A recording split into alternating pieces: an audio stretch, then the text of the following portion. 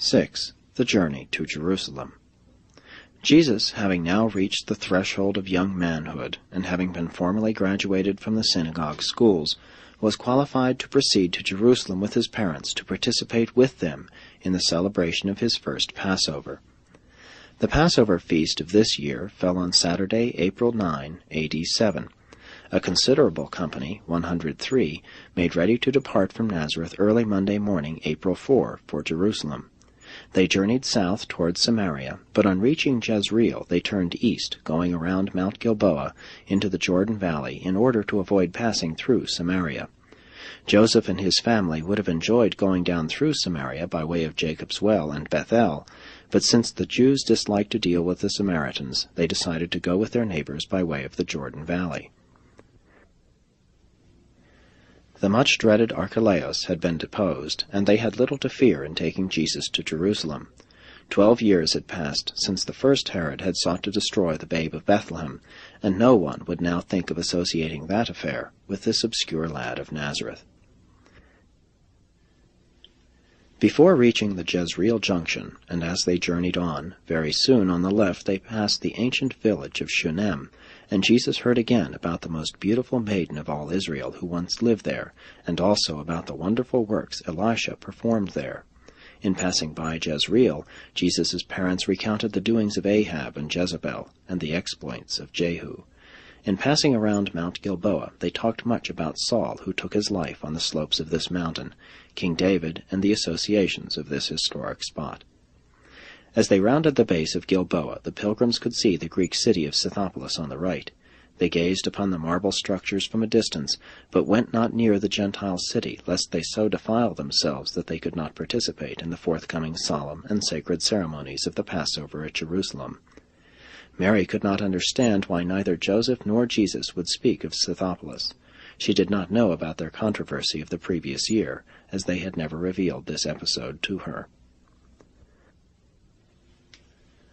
The road now led immediately down into the tropical Jordan Valley, and soon Jesus was to have exposed to his wondering gaze the crooked and ever-winding Jordan with its glistening and rippling waters as it flowed down toward the Dead Sea.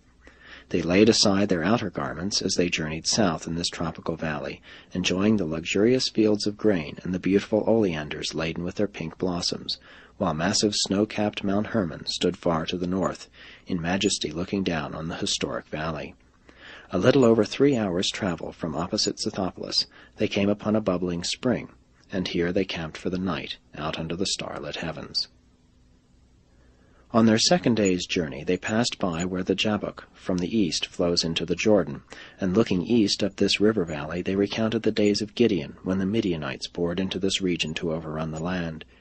Toward the end of the second day's journey they camped near the base of the highest mountain overlooking the Jordan Valley, Mount Sartaba, whose summit was occupied by the Alexandrian fortress where Herod had imprisoned one of his wives and buried his 2 strangled sons.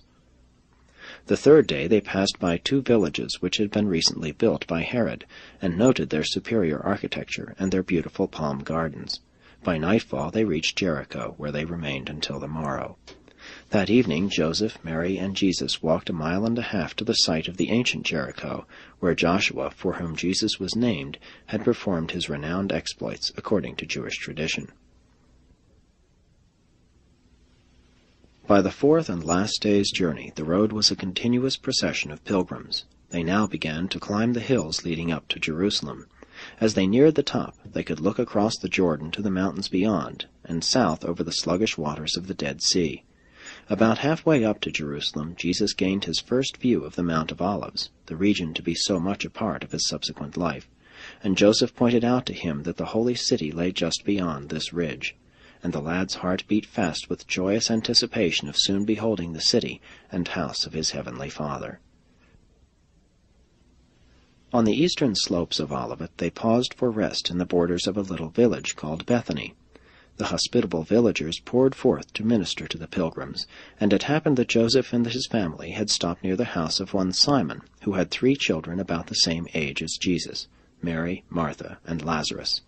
They invited the Nazareth family in for refreshment, and a lifelong friendship sprang up between the 2 families.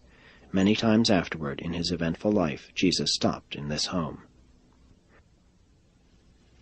They pressed on, soon standing on the brink of Olivet, and Jesus saw for the first time, in his memory, the holy city, the pretentious palaces, and the inspiring temple of his Father.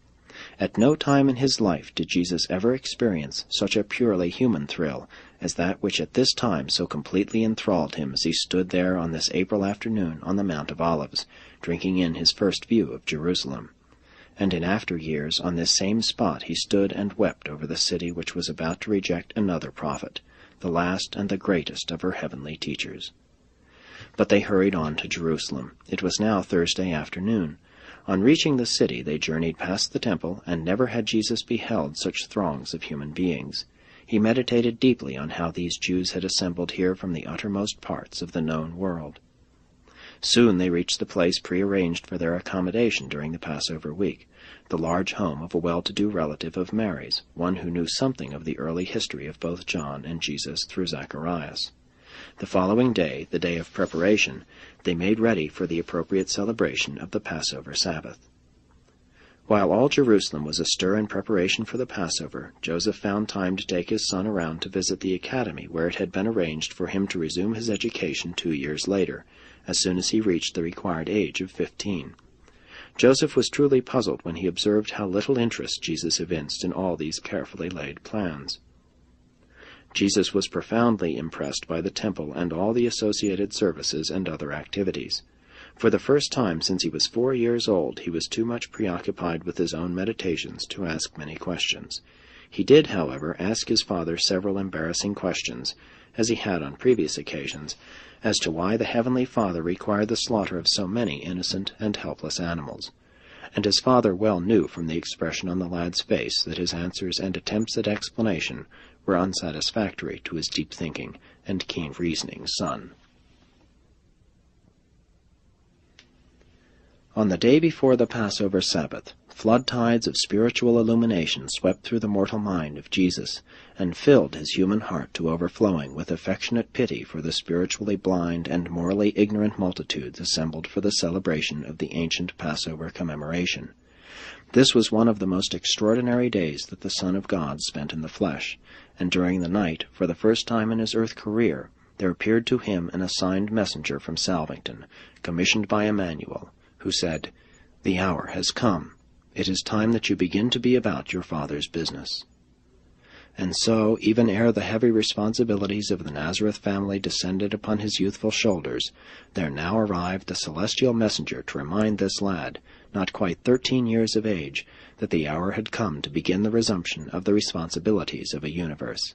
This was the first act of a long succession of events which finally culminated in the completion of the Son's bestowal on Urantia and the replacing of the government of a universe on his human, divine shoulders.